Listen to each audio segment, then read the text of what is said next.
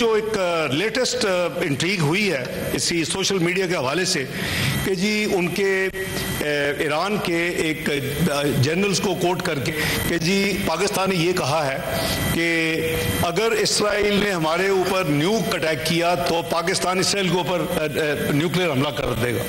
ये गैर जिम्मेदाराना और इतनी झूठी खबर है। और वो सोशल मीडिया में चलती चलती अभी मुझे थोड़ी देर पहले पता चला कि डेली मेल ने पिक कर लिया इंग्लैंड में।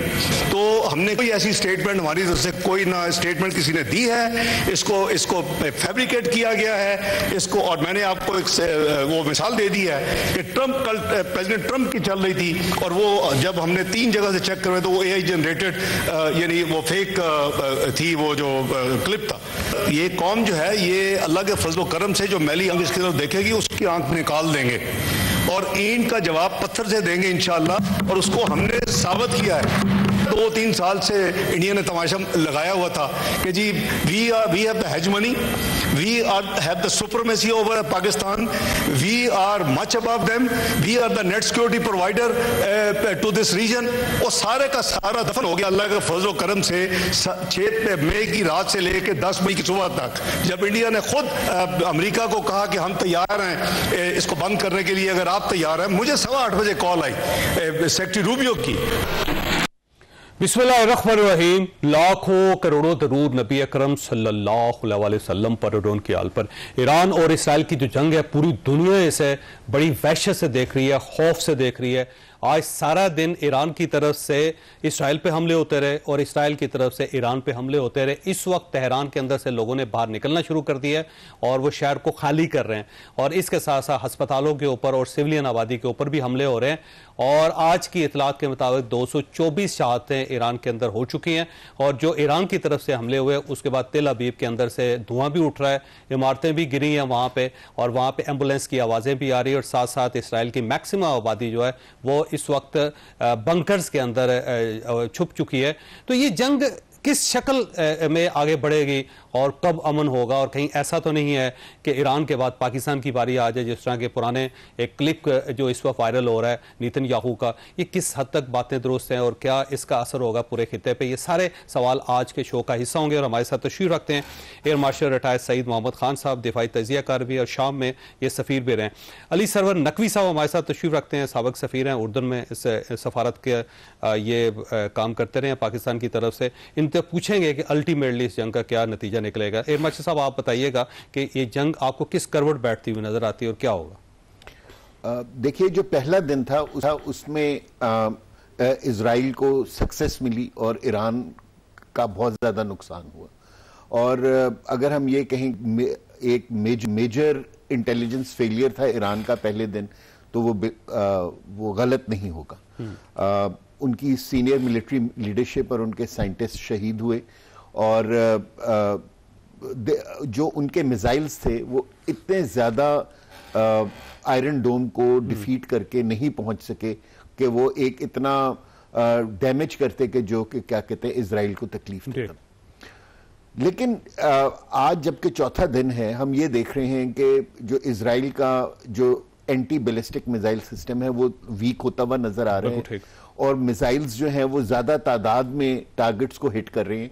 और आज जो है ईरान ने एक नया मिसाइल फतह 1 जो हाइपरसोनिक मिसाइल है उनका उसको इस्तेमाल किया है। और ये जो आज तबाही जो आपने अपने इंट्रोडक्शन में बताई, ये तबाही हैफा में है और इसके अलावा तल अवीव के अंदर है, यरूशलेम के अंदर, ये 3 जगहों के ऊपर उन्होंने अटैक किए। और अकॉर्डिंग टू ईरान उन्होंने 130 टारगेट्स अटैक किए थे, जबकि इजराइल मान गए कि जी के हमारे 30 टारगेट्स जो हैं वो बहुत बुरी तरह डैमेज हुए हैं। ये जंग जो है अब एक इसको कहते हैं कि एट्रिशन की जंग बनती जा रही है कि दोनों मुल्क एक दूसरे के ऊपर तबाही फैला रहे हैं। और अब ये जंग उस वक्त रुकेगी जब एक पार्टी जो है वो ब्लिंक करेगी, थक जाएगी या वो अपना वो जो डैमेज हो रहा है उसको बर्दाश्त नहीं कर सकेगी। मेरे ख्याल में अगले 3 से 4 दिन में ये वो स्टेज किसी एक मुल्क पर आ जाएगी। और मेरे ख्याल में जो हिस्ट्री के अगर हम तनाजुर से इन दोनों ममालिक को देखें तो मेरा ख्याल है कि Israel will be the first to blink. क्योंकि ईरान जो है 1989 से इस तरह की तबाही अपने मुल्क में देखता हुआ आ रहा है, वो मेंटली प्रिपेयर्ड है और उनको वो इस तरह की तबाही से गुजर भी 2 मरतबा चुके हैं। ठीक है, ईरान इराक की जंग में भी बहुत तबाही हुई, बड़ा नुकसान हुआ। लेकिन इजराइल ने आज तक ये तबाही नहीं देखी और विद एवरी पासिंग मोमेंट जो उनके सपोर्टर्स हैं खासतौर पे अमेरिका में और इजराइल के अंदर, वो अब प्राइम मिनिस्टर नेतन्याहू के खिलाफ होते जा रहे हैं क्योंकि वो एक्सपेक्ट नहीं कर रहे थे। वो कैसा भी हो सकता है, वो तो ये समझ रहे थे कि जैसे वो गाजा पे जाके उन्होंने तबाही फैलाई थी, इसी तरह वो तेहरान पे जाके ये तबाही फैलाएंगे। लेकिन ईरान ने स्टूड इट्स ग्राउंड, वो अपना जिसको कहते हैं कि पर्ल हार्बर मोमेंट है, उन्होंने 18 घंटे के अंदर क्रॉस किया और उन्होंने एक बहुत अच्छा रिस्पांस दिया। आपके सवाल के ये जंग कहां मैं वापस आता हूं उस सवाल की तरफ। मैं पहले नकवी साहब को ले लूं, अगर आप इजाजत है, मैं फिर दोबारा आपकी तरफ आऊंगा। नकवी साहब, ये डोनाल्ड ट्रंप की जो पॉलिसी है वो बड़ी डिफरेंट है, वो इसराइल के साथ खड़े हैं, बल्कि अभी ताज़ा तरीन उनका बयान भी आया है। G7 ममालिक के इजलास के अंदर वो बात कर रहे थे और वहां पर उन्होंने कहा, मैं उसको ट्रांसलेट कर रहा हूँ, कि ईरान ये जंग नहीं जीत रहा, ईरान को हर हाल में मुज़ाकरात की तरफ आना होगा, इससे पहले कि देर हो जाए। ईरान का हमारे साथ कोई मुआहदा नहीं, इन्हें हमारे साथ एक मुआहदा करना होगा, ईरान को जरूर और फौरी बात करनी चाहिए। तो ये ट्रंप चाहता क्या है जी, आपका क्या ख्याल है? देखिए, ये ट्रंप पहली बार तो कोई अमेरिकी सदर जो है वो इजराइल की हिमायत में नहीं आया है। ये इजराइल बनाया ही अमेरिकनों ने था। प्रेसिडेंट ट्रूमैन उस जमाने में होते थे, उन्होंने इजराइल की क्रिएशन में सबसे बड़ा हाथ उनका था। और इजराइल को जब से अमेरिकी सदूर जितने भी रहे वो उसकी हिमायत करते रहे, तो ये कोई नई बात नहीं है, ये तो होता रहा है। और ट्रंप उसी सिलसिले में एक कड़ी है कि वो भी यही महसूस करता है। बल्कि ट्रंप के यहूदियों से ताल्लुकात कहीं ज्यादा गहरे हैं, क्योंकि ट्रंप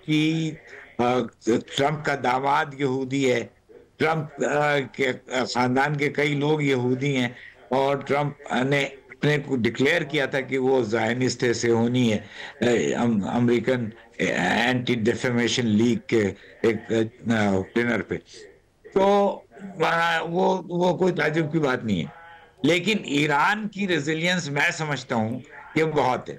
ईरान इराक जंग 3 साल हुए थे इनके इनकलाबी हुकूमत को आए हुए, और 8 साल तक वो जंग लड़े, और वो उन्होंने इराक को जीतने की कंडीशन नहीं दी। हालांकि इराक की बहुत बड़ी फौज थी ईरान के फौज के मुकाबले में। तो ईरानी कौम ने, और उस वक्त तो अमेरिका साथ था ना इराक के जी, उस वक्त तक नेटो साथ था, अमेरिकन साथ थे, पूरी दुनिया उनके साथ थी जी, बहुत। और वो मगरबी ममालिक सारे, बरतानिया, फ्रांस, सब सद्दाम को सपोर्ट करते। और उस वक्त भी आपको याद होगा कि रिजीम चेंज की बात हुई थी कि ये हुकूमत खत्म कर दी जाए। तो वो तो रेजिलियंस उनकी ऐसी थी कि 40 साल हो गए हैं, अभी तक वो पावर में हैं और रहेंगे गालिबन। तो ये रिजीम चेंज और न्यूक्लियर प्रोग्राम को खत्म करना, देखिए मैं पाकिस्तान का सफीर रहा हूँ IAEA में, वियना में, और मैं जानता हूं कि ईरान का न्यूक्लियर प्रोग्राम और इसकी नेगोशिएशंस में शुरू से, मुझे ईरानी सफीर कॉन्फिडेंस भी लिया करता था 2003 और 2004 में। तो मैं समझता हूं कि उनका न्यूक्लियर प्रोग्राम ऐसा अच्छा और सेफ बना हुआ है कि उसको तो पूरी तरह तबाह नहीं कर सकते हैं। फॉर्दू को वो नहीं, उसमें 1 किलोमीटर गहरी उनके यहाँ टनल्स हैं, और उसके बाद उनकी पूरी इंस्टॉलेशंस हैं, उनके सेंट्रीफ्यूजेस हैं, जिनको वो नहीं तबाह कर सकते। तो इनको सेटबैक होगा, पीछे चले जाएंगे कुछ हद तक, लेकिन एनरिचमेंट जो उन्होंने 60% की हुई है वो शायद कुछ कम करनी पड़े, लेकिन उनका प्रोग्राम नहीं खत्म हो रहा और वो आगे बढ़ेंगे, वो और एनरिचमेंट करेंगे। अब उन्होंने IAEA से भी छुटकारा हासिल कर लिया है। तो कहने का मकसद ये है कि ईरान में अभी भी बड़ी जान है, और अभी ये जंग इट्स एन ओपन केस क्या होता है। मैं समझता हूँ कि इजरायली आवाम में बर्दाश्त बहुत कम है। वो अगर और थोड़े से अटैक्स मिसाइल के हुए तो तेल अवीव और जेरूसलम के लोग बाहर निकल आएंगे और हुकूमत को गिराने की कोशिश करेंगे। ठीक हो गया, मैंने ब्रेक लेनी है, लेकिन एयर मार्शल साहब आपके पास सवाल छोड़ के जा रहा हूँ कि अल्टीमेटली इस जंग का क्या, क्योंकि कहीं ऐसा ना हो कि ये मुस्लिम उम्मा का इम्तिहान साबित हो, ईरान के लिए बहुत बड़ा इम्तिहान साबित हो और इंसानियत के लिए बहुत बड़ा इम्तिहान साबित हो। तो अल्टीमेटली इसका नतीजा क्या निकले? छोटी सी ब्रेक हो दोबारा हाजिर होता है।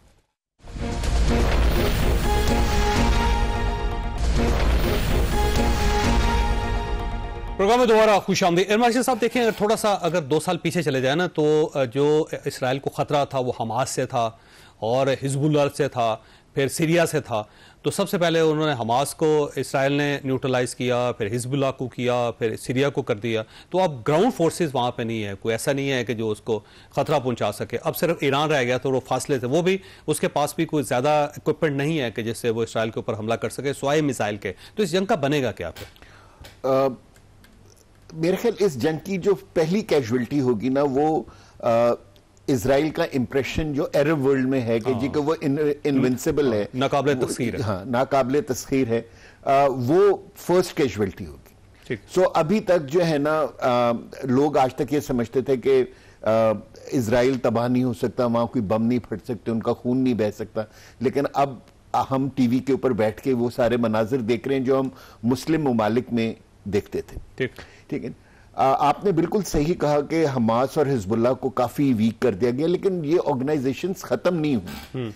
और ये जो कंट्रीज हैं, लेबनान, सीरिया और इराक, वहां इनकी बहुत बड़ी सपोर्ट हासिल है। ठीक है ना, लोग डर और खौफ की वजह से शायद अभी चुप हो गए हों या छुप गए हों, लेकिन अगर ईरान ये जंग इवन नोट के ऊपर भी जीत गया तो क्या कहते हैं, ये ऑर्गेनाइजेशंस मेरा ख्याल दोबारा रिवाइव हो जाएंगी, क्योंकि जितने यंगस्टर्स हैं वो उनके दिल अभी भी इन ऑर्गेनाइजेशंस के साथ धड़कते हैं।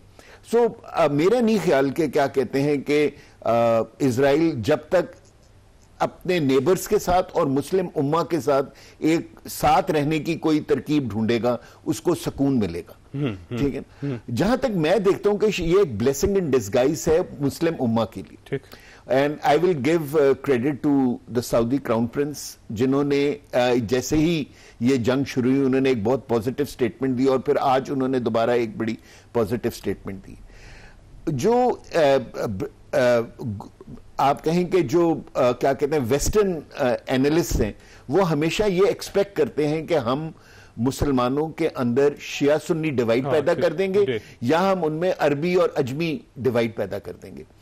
अगर क्या कहते हैं प्रिंस एमबीएस जो हैं वो क्या कहते हैं अपनी इसी सोच को आगे लेके चलते हैं और आगे अगर वो इस तरह की कोई अमल करते हैं कि ही becomes the intermediary between Israel and Iran, तो बहुत अच्छा हो जाएगा। एक तो मुस्लिम उम्मा इकट्ठी हो जाएगी, शिया सुन्नी डिवाइड और खत्म हो जाएगी, और इजराइल के लिए भी बेहतर है कि उसको जो है मुस्लिम उम्मा के साथ जीने का एक मौका मिल जाएगा, का मौका मिल जाएगा। और वो कंट्रीज जिन्होंने अभी तक इजराइल को एक्सेप्ट नहीं किया, वह may be they may also start thinking on that line.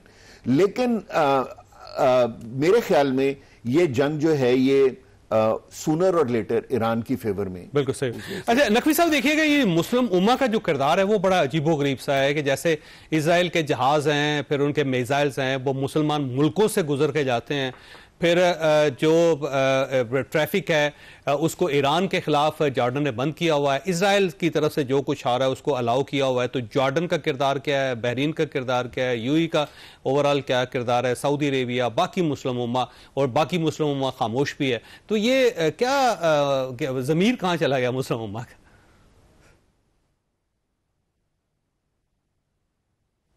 हम लोग यहाँ पाकिस्तान में ज्यादा करते हैं। आपको आवाज आ रही?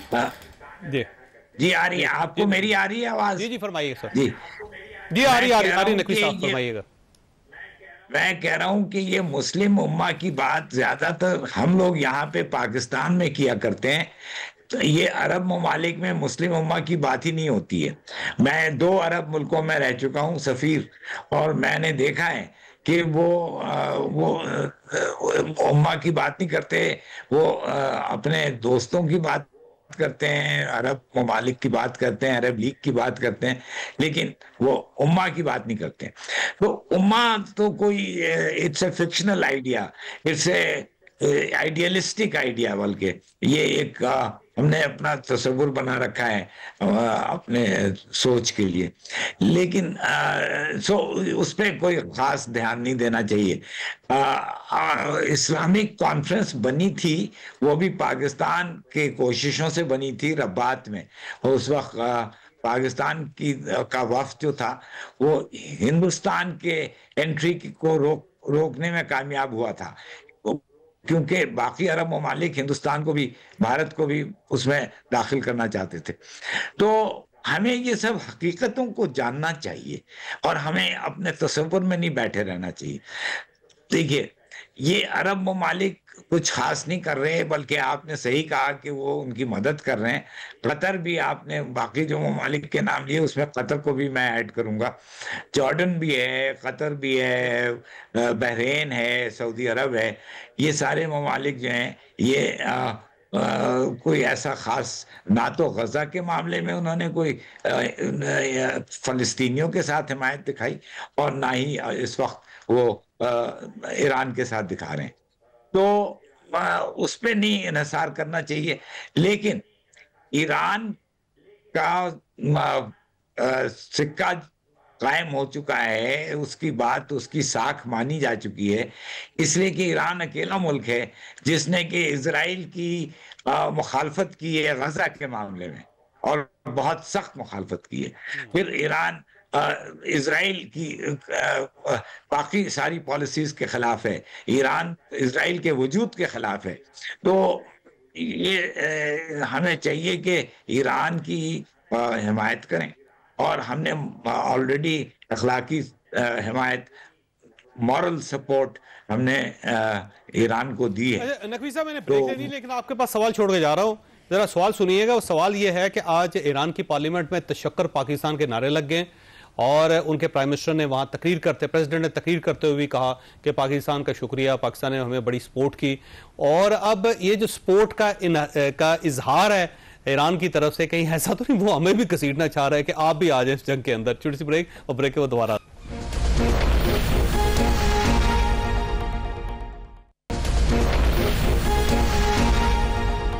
प्रोग्राम में दोबारा खुशामदीद। नकवी साहब, ये जो तशक्कर पाकिस्तान के नारे लगे हैं और पाकिस्तान का शुक्रिया भी अदा किया है ईरान ने, चलिए अच्छी बात है, पूरी मुस्लिम उम्मा में या इस्लामी मुल्कों के अंदर पाकिस्तान का शुक्रिया अदा किया जा रहा है ईरान की तरफ से, लेकिन जाहिर है उसके कुछ नताइज भी हैं। कहीं ऐसा ना हो कि ईरान हमें ब्रैकेट करना चाह रहा हो अपने साथ, और अल्टीमेटली हमें इस जंग का हिस्सा बनना पड़े।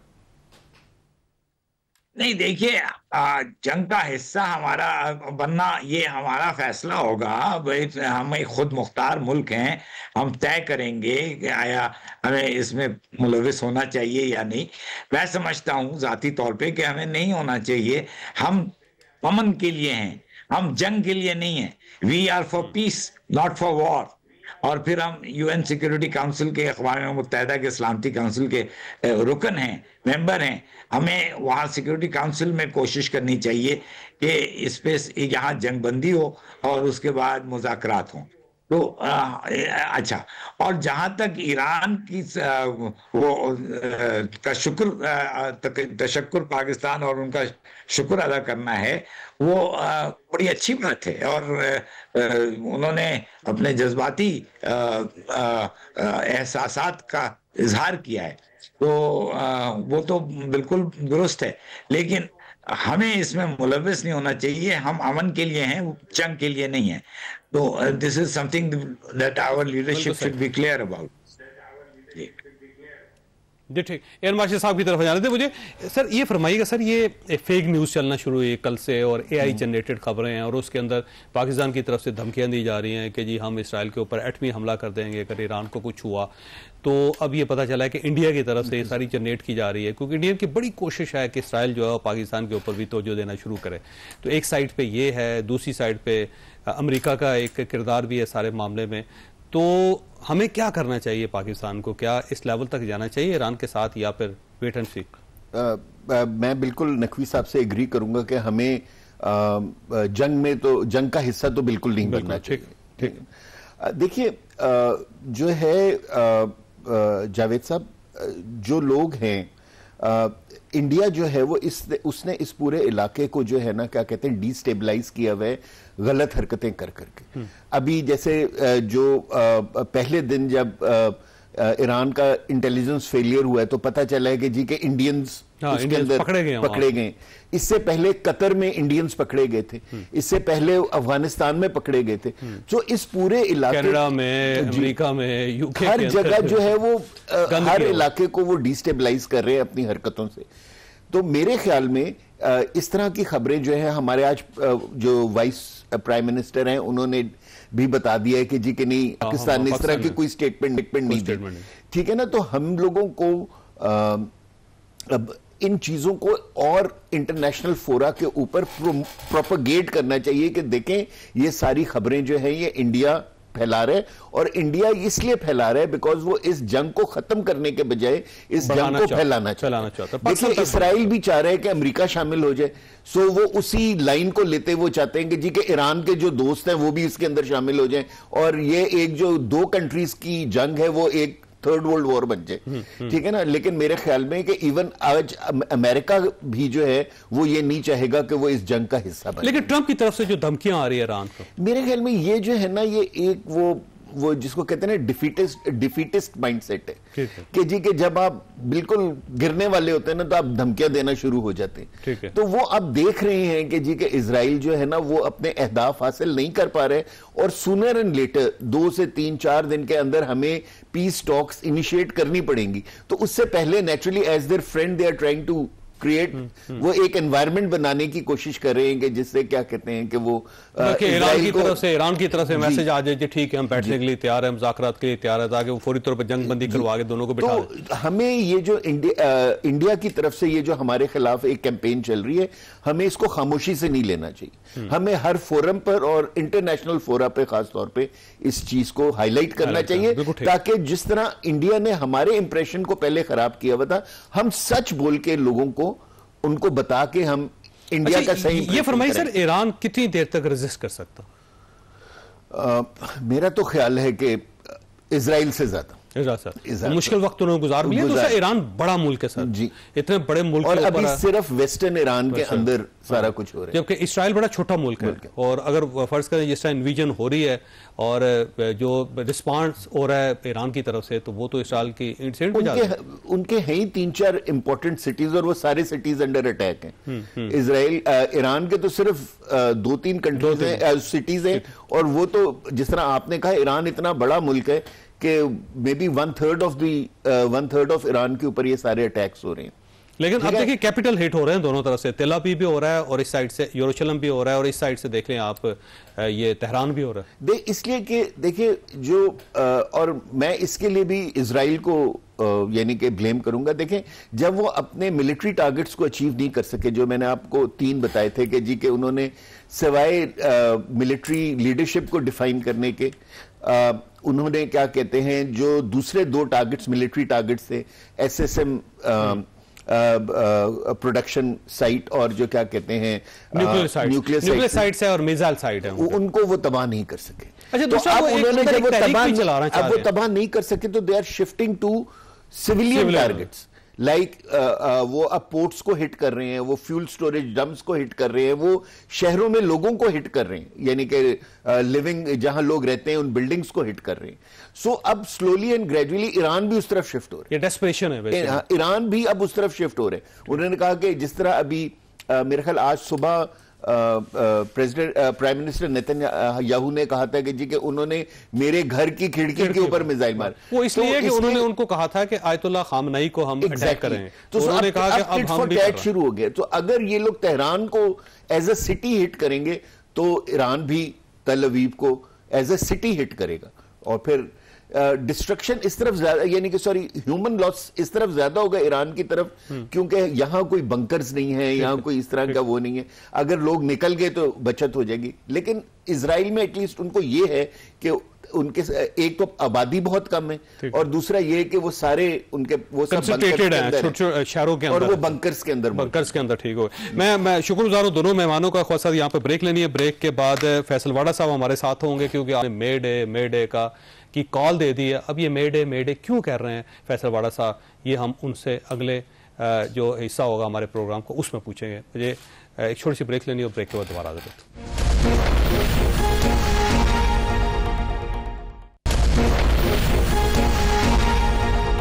प्रोग्राम में दोबारा खुशामदीद। हमारे साथ तशरीफ रखते हैं सेनेटर फैसल वाडा साहब और साबिक वफाकी वजीर हैं, और उन्होंने आज सेनेट के अंदर मे डे की कॉल दी थी, जिसके ऊपर सारा पाकिस्तान परेशान है कि आखिर क्या हो गया पाकिस्तान के अंदर, या माशी तौर पर क्या हो गया पाकिस्तान को। तो ये सर मे डे खैरियत है, क्या हुआ?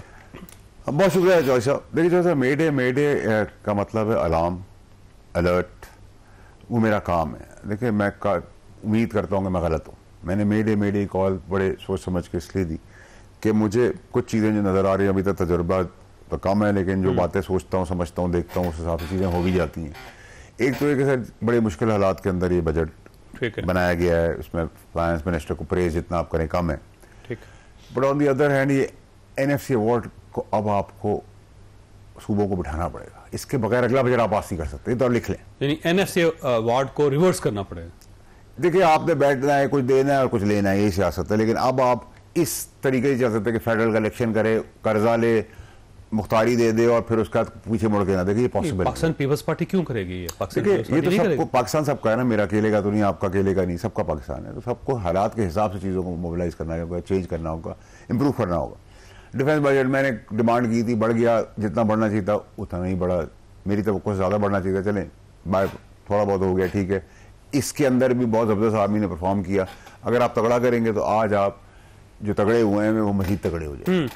सो NFC सबसे इंपॉर्टेंट चीज़ है फूड सिक्योरिटी। मैं आपको आज 16 जून 2025 को बता के जा रहा हूँ कि फूड सिक्योरिटी के अंदर मुझे बहुत मुश्किलात नजर आती हैं। क्लाइमेट चेंज होनी है, वो एक अलग मसला है। जो पॉलिसीज बन रही हैं वो एक अलग मसला है किसान के लिए, उसको बहुत बारीक बीनी से देखने की जरूरत है, नंबर 1। नंबर 2, इम्पोर्ट बिल जो बन रहा है, इम्पोर्ट पॉलिसी जो आ रही है, मुझे लग रहा है डॉलर एस्केलेट कर जाएगा। डॉलर एस्केलेट करेगा तो महंगाई हो जाएगी, कर्जे बढ़ जाएंगे, और डॉलर को अभी तक रोका हुआ था किसी साइंसदान ने नहीं, फौज ने, ठीक है, उसके फौज के इदारों ने कंट्रोल किया। फौज नहीं रोक रही, आपका ख्याल ये? नहीं सर, ये जो पॉलिसी आप बना रहे हैं ना सर, अगर पॉलिसी आपने गलत बना दी हो, किसी चीज स्लिप हो गई तो उसका क्या करेंगे आप? तो ये तो मैं निशानदेही कर रहा हूँ, आप मिस्टेक अगर करें तो आप किसी को शुरुआत नहीं कर सकते ना। एक पैरामीटर के अंदर सब काम करते हैं। बट आप एक चीज को इंस्टिगेट कर देंगे, इग्नाइट कर देंगे, चूल्हे को तेज कर देंगे तो प्रेशर को फट जाएगा, जिसकी निशानदेही की। फिर मैंने कहा आप फ्लाइट ऑफ कैपिटल रोकना चाहते हैं, ठीक है। फ्लाइट ऑफ कैपिटल रोकने के लिए आपको प्रॉपर्टी को उठाना है, उठाने के क्या साथ ही है टैक्स लगा, बकवास टैक्स है, हटा दे उसको, ठीक है। FM टैक्स जीरो कर दे। फाइनेंस मिनिस्टर ने उसको एग्री किया मेरे साथ फाइनेंस कमेटी के अंदर, ठीक। FVR रिफॉर्म्स कर रही है, FVR नेक नियति से लंगड़ा सा काम कर रहे हैं। कुछ वो ठीक हो जाते हैं, कुछ हम ठीक हो जाते हैं। हमने गाड़ियां दे दी, पास कर दी, करोड़ों रुपए का फायदा गवर्नमेंट को करा दिया, जिसका वो हिस्सा नहीं थे, लेकिन उन्होंने करेक्शन की तो हमने इजाजत देके लेटर पुल कर लिया। लेकिन आप कहें कि अब हम इजाजत दे दें कि आप अरेस्ट कर लें, ये कैसे इजाजत दे देंगे? तो अगर आप कारोबारी को अरेस्ट करेंगे और डरा भी देंगे तो सरमाया क्यों लगाएगा आपको? आपने उसका पान का खोखा चलाने वाले के पीछे खड़ा होना है कि तुम्हें कोई नहीं छेड़ेगा, टैक्स नहीं भरोगे हम तुम्हें पकड़ेंगे, तुम टैक्स डबल भरोगे, अभी भर दो, थोड़ा भर दो, कम भर दो। प्यार से ये मुल्क सबसे ज्यादा खैरात करता है, सबसे ज्यादा ज़कात भरता है, टैक्स क्यों नहीं देगा? टैक्स के लिए आपको पोलाइट होना पड़ेगा, हर चीज डंडे के जोर पे नहीं हो सकती। अच्छा, जो चोरी की आदत आपने पहले पुलिस बनी हुई, एक और पुलिस बना दी FBI, पुलिस, नैब, FIA, एंटी करप्शन, पता नहीं क्या, हर चीज अरेस्ट है। मैं पकड़ लो भाई, सबको अरेस्ट करके अगर मुल्क ठीक होता तो सबको अरेस्ट, हमें भी अरेस्ट जेलें नहीं है जैसे लोग पकड़ने आपने। तो ये नहीं हो सकता, सांस लिया अरेस्ट, बैठ गए अरेस्ट, मुस्कुराए अरेस्ट, खड़े हुए अरेस्ट, ये अरेस्ट की नहीं हो सकती। और अरेस्ट के क्लॉजेज मौजूद हैं। ये तो मुझे नहीं पता कहाँ से ये स्टोरी निकली, किसने ये राय दी। और मैं समझता हूँ रियाज साहब भी इस पर बैलेंस्ड आदमी है, फाइनेंस मिनिस्टर बहुत बैलेंस्ड आदमी है, और हमारी फाइनेंस कमेटी बहुत तगड़ी है। सलीम मांडीवाला साहब उसके चेयरमैन है, मैं मेंबर हूँ, वो बहुत तगड़ी है, ठीक है। तो जो हम सजेशन दे रहे हैं उसको मानने में ही पाकिस्तान का भला है, मेरा भला नहीं है, ठीक है जी। आपको फ्लाइट ऑफ कैपिटल रोकनी, आपने किसान को संभालना है, आपने गंदम की जो तबाही मचाई है पहले और इस बार पूरे पाकिस्तान में, कोई सूबा पीछे नहीं है। अगर आपको किताबें खुल गई, तूफान आ जाएगा पाकिस्तान के अंदर। पहला भी और अब भी गल गई, सड़ गई, कीड़े पड़ गए, नुकसान में बेची, तो आपने क्या किया? अगर आप एनएफसी अवार्ड आप ये कह रहे हैं कि 8वीं तरमीम जो है, 18वीं तरमीम जो है, उसको आप रिवर्स करें, एनएफसी अवार्ड जो है वो खत्म करें और या सूबों का शेयर कम करें, तो अब मसला ये है कि सूबे तो अब बड़ी मुश्किल से एडजस्ट किया उन्होंने, तो क्यों मानेंगे वो बात? देखिए, हर चीज जो आपकी 5 साल पहले घर की पोजीशन थी, जो जिस पैसे से वो घर चलता था, वो आज उससे बहुत ज्यादा पैसों में चल रहा है। ठीक है, तो अगर आप, मैं कहूँ आपको तनख्वाह 20 साल पुरानी मिलेगी और घर आपको आज के दिन चलाना है, तो आपको मैं नहीं करता काम, मैं एंकरशिप छोड़ के कोई और काम शुरू कर देता हूँ। इस तरह को एडजस्ट करना पड़ता है हर आने वाले दिन के साथ। अब जो सिचुएशन है कि हम कर्जों में बैठे हुए हैं, डॉलर की पूरी दुनिया में अनस्टेबिलिटी हुई हुई है, फॉरेन करेंसी का मसला है, अब चीज़ स्टेबलाइज हो रही है, तो फिर सबको अपना शेयर देना, कुछ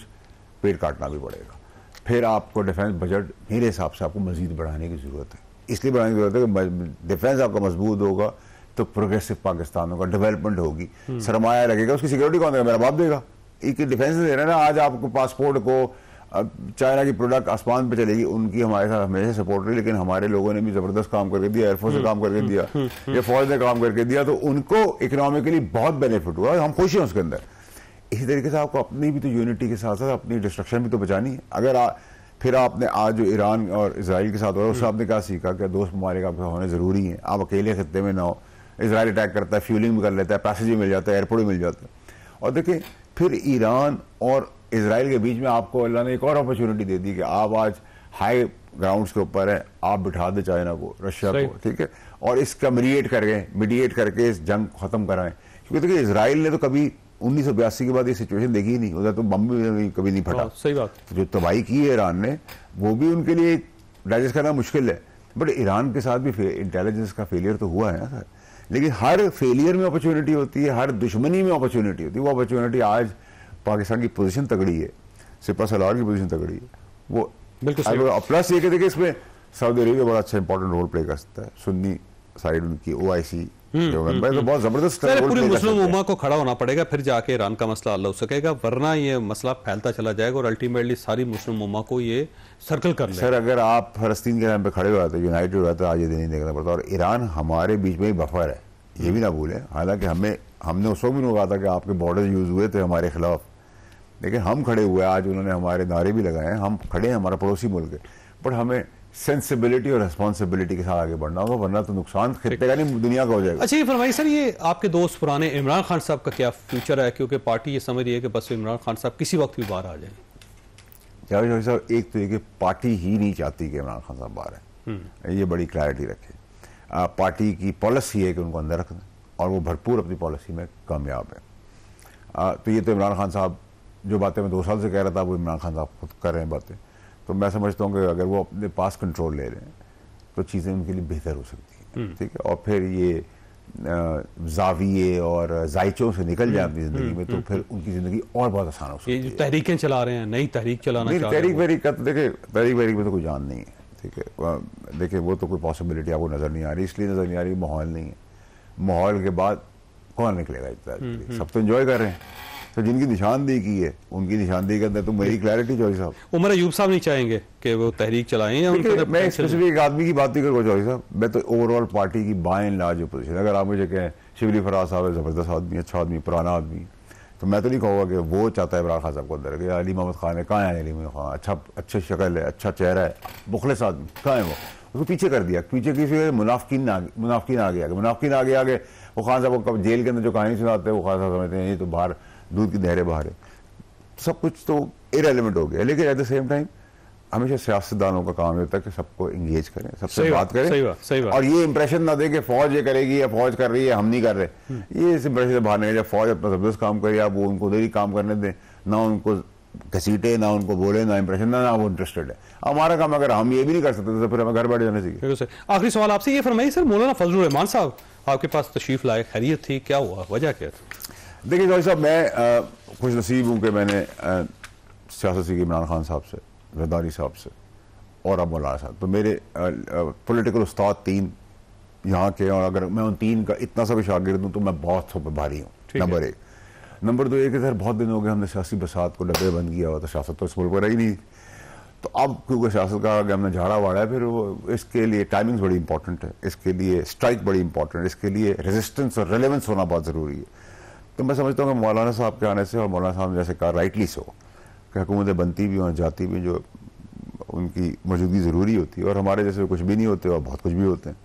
तो एक अच्छा गठजोड़ है, और मौलाना साहब आए हैं। मौलाना साहब को मैं कभी मुफाद के बगैर मिला हूँ, और मैं मौलाना साहब की साइड से हटूंगा नहीं, और मैंने प्रूफ भी किया उनको। उनके पास मैं उन मुनाफिकों में से मौलाना की डिजायर क्या है, चाहते क्या वो? देखिए, मौलाना साहब की ब्यूटी ये है कि जितनी मेरी उम्र नहीं हुई उससे ज्यादा उनका तजुर्बा है।